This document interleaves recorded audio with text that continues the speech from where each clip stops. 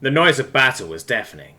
Insectoid creatures were locked in deadly combat against reptilian warriors. The sheer number of bugs made it clear who would win. Warlord Calm hefted his sword one last time. He was all that stood before the kindness horde and his emperor. He swung his sword, killing 4 drones, then his chest was pierced by dozens of stingers. As he fell, never to get up again, the last thought in his mind was not of the screams of his emperor, the end of his people, or even the pain of his wounds. All he felt was shame. I die in battle, as every Antarian warrior should, yet I know, Barokdon, god of war. He who rests on a bed of thorns will not welcome me, for I have dishonoured myself. If this was all, I could die in peace, but the choice I made 2 years ago dishonoured all those under my command. As his consciousness began to fade, he made a silent plea. I wish I could turn back time. Not to save my people, not to keep my honour, but so the warriors under my command could rest by Barokdon's side. Warlord Calm was woken up by his aide. Sire, the council awaits you. Warlord Calm blinked his confusion. His aide and oldest son Corm was standing in front of him. Take me to the council. During the long walk to the meeting room, Warlord Calm tried to get his thoughts in order. This is impossible. This makes no sense whatsoever. There has to be some reasonable explanation, right? Warlord Calm sat in front of the council and was presented with a dilemma. A small human mining colony was in the way of the Kloppus army. Honor dictates that they should divert forces to evacuate the civilians. The problem was that the war against the Kloppus was not going well, and to send warriors to cover the evacuation would leave core Antarian worlds unmanned. Last time I made the pragmatic choice, and the human colonists were slaughtered, their armies too preoccupied fighting each other over some crystal-rich system. Their retaliation was brutal, however, and the campaign they waged against the Kloppus gave us an extra year to prepare our forces. Not that it changed anything. He remembered painfully how many dying soldiers refused their last rites after this event. No one ever said anything or acted differently with me. They followed their orders, even if it broke them. The council members stared at their warlord for what seemed like an eternity. After being told of the problem, he had closed his eyes without saying a word. The Emperor's shadow was going to ask a question. When Warlord Calm opened his eyes again, he was grinning. We saved the stupid Hellas apes. Honor demands it.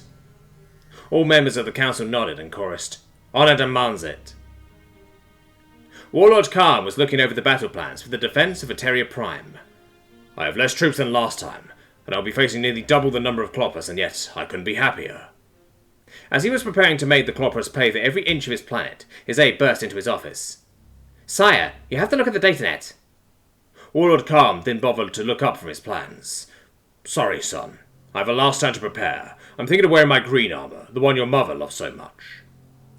Calm's son was lost and a little frightened by the change to his father's demeanour. Before the council meeting he had been stoic, his face a mask of grim resolve, but now he was smiling while preparing battle formations. He insisted on drawing with finger paint. Nonetheless, he put his datapad in front of his father and played the video. An Antarian warrior, covered in wounds, armed with a rifle, was holding a makeshift barricade as his fellow warriors died in droves to afford the human civilians the time to flee. The human filming the scene moved closer and asked the warrior, Why are you doing this for us? The strong protect the weak. Honor demands it. We are Death Welders, we are not weak. The warrior stopped shooting long enough to look into the camera.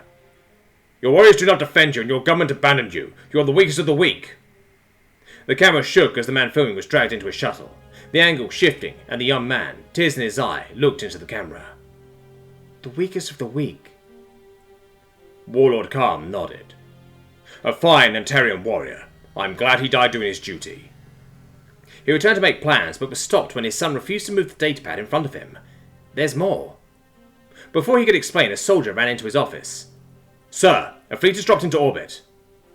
This is too soon. We should have a few more days. I don't even remember where I left that green armour. Prepare for orbital bombardment. Move all troops to the bunkers and... Calm's son put the datapad in front of his eyes again. A bald, uniformed human was talking. Today, the Antarians have taught us a sobering lesson, and it was unanimously voted that such fine people should not be allowed to be destroyed. Warlord Calm's large communication screen lit up with a priority message. The same bald, uniformed man was there. Yes? I am Admiral Francis with the 3rd Fleet of the Terran Alliance. We are here to help the Antarians defend their worlds. Seriously? The Admiral nodded. Okay. I will land in 30 minutes to prepare the counter-offensive. Warlord Calm was confused, unable to process what had just happened, and then he laughed until he couldn't breathe. Admiral Francis was on the bridge of his flagship, the reasonable response, and looked at his first officer quizzically. Am I insane, or did the Warlord have blue and red paint dripping from his claws? After humanity joined the fray, the flow of the war shifted overnight. The extra troops, firepower, and the knowledge Warlord Calm had from his years of battling the Kloppers allowed them an easy victory.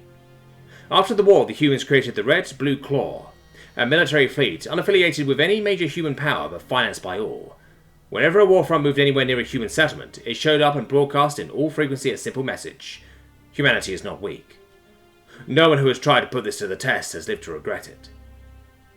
As Warlord Calm, he did something no warlord had ever done. He relinquished his rank.